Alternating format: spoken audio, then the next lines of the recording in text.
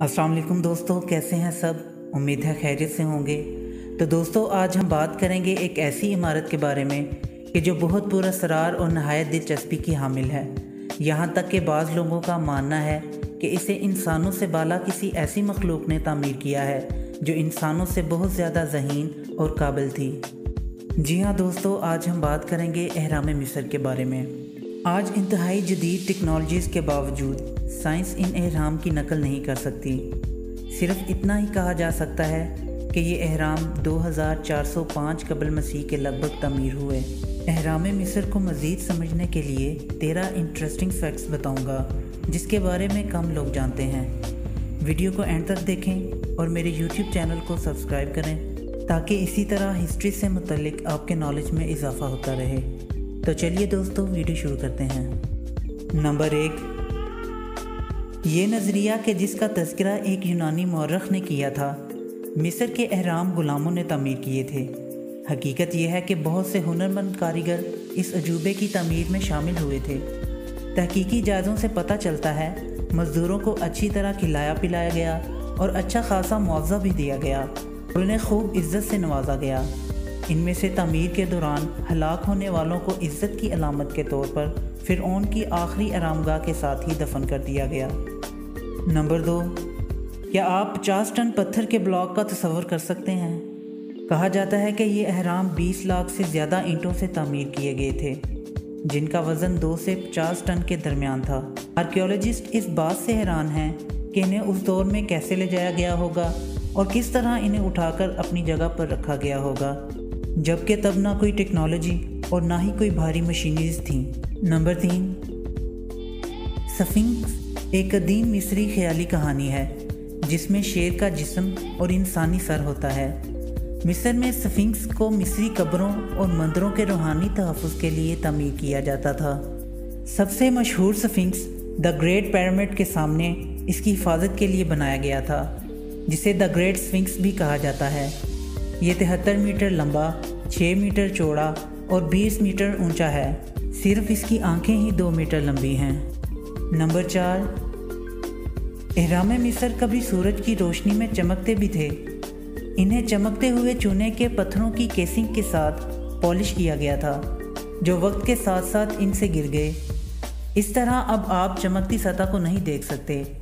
कुछ पॉलिश ढीली पड़ गई और ज़ल्ज़लों की वजह से गिर गई और कुछ काट ली गई। जब एहराम नया बना होगा तो सूरज की रोशनी में कुछ इस तरह लगता होगा कि वो आला शान जवाहरात हैं। नंबर 5, दरियाए नील के मगरबी किनारे पर मिस्री एहराम वाक़ हैं। कदीम मिस्रियों को ये खूब इल्म था कि इमारत को सही तौर पर शुमाल में बनाते हैं, जिससे वाज़ेह होता है कि इन पुरअसरार इमारतों में इतनी ज़बरदस्त सफ़बंदी क्यों है। गिज़ा का एहराम डिग्री के 10वें हिस्से के अंदर हकीकी शुमाल की सीध में है। साइंसदान अभी तक इस कदीम मिस्री जहानत की वजाहत नहीं कर सके। नंबर 6, फ़िरौन और उनके अहले खाना के लिए बतौर कब्र के अलावा मरने के बाद उनको मिलने वाली ज़िंदगी में ले जाने के लिए भी एहराम तमीर किए गए थे। कदीम मिस्रियों का ख्याल था कि एहराम मरने के बाद दूसरी ज़िंदगी में हिफाजत करते हैं। मिस्री बहुत से देवताओं पर यकीन रखते थे और उनका ख्याल था कि मरने के बाद फ़िरौन देवताओं के पास चले जाते हैं। इसीलिए उन्होंने मुर्दा बादशाहों को रूहानी हमलों से बचाने के लिए एहराम के दाखिले पर स्फिंक्स भी तामीर किए थे। इन्हीं अकायद की वजह से इन बेशुमार कीमती इमारतों की तामीर हुई। नंबर 7, बैनबन स्टोन एक कोन की शक्ल का पत्थर है जिसे हेलियोपोलिस शहर के मंदिर में तज़ीम दी गई थी। ये मंदिर कदीम मिस्र में एहराम की तामीर के दौरान बुनियादी मरकज़ था। कहा जाता है कि बैनबन स्टोन से एहराम का डिज़ाइन लिया गया है। बहुत से माहिर मिस्र का दावा है कि बैनबन स्टोन सूरज की अलामत था। नंबर 8, दजूज़र पहला फ़िरौन था जो एहराम में दफन हुआ और एहराम में दफन होने वाला आखिरी मिस्री फ़िरौन मिनकोर था, जिसके बारे में ख्याल किया जाता है कि वो फ़िरौन खफरे का बेटा और फ़िरौन खुफू का पोता था। इसी ख़ानदान के दौर में सबसे मशहूर और आखिरी एहराम मिस्र काहिरा से चंद मील बाहर गिज़ा की सतह मुर्तफ़ा पर तामीर किए गए थे। खुफू का एहराम जो मिस्र का सबसे बड़ा एहराम है और कदीम दुनिया के 7 अजायबात में से बाकी रहने वाला वाहिद एहराम है। नंबर 9, खुफू के एहराम के मरकज़ी चैम्बर के अंदर ग्रेनाइट से बनी एक तिजोरी है। पहली नज़र में आपको ये नॉर्मल लगेगा, लेकिन करीब जाने से आपको एहसास होगा कि ये ग्रेनाइट की एक ठोस और बहुत बड़े टुकड़े से बनी है, जो गुज़रगाह के ज़रिए से फिट नहीं हो सकती, जिस राह से आप चलकर चैम्बर तक आए थे। अभी तक ये मालूम नहीं हो सका कि इसको यहाँ लाया गया था या इसके इर्द गिर्द द ग्रेट पिरामिड तामीर किया गया था। नंबर 10, गीज़ा के एहराम ने 3800 साल तक दुनिया की सबसे ऊंची इमारत होने के तौर पर राज किया। इसकी ऊंचाई 146.5 मीटर थी।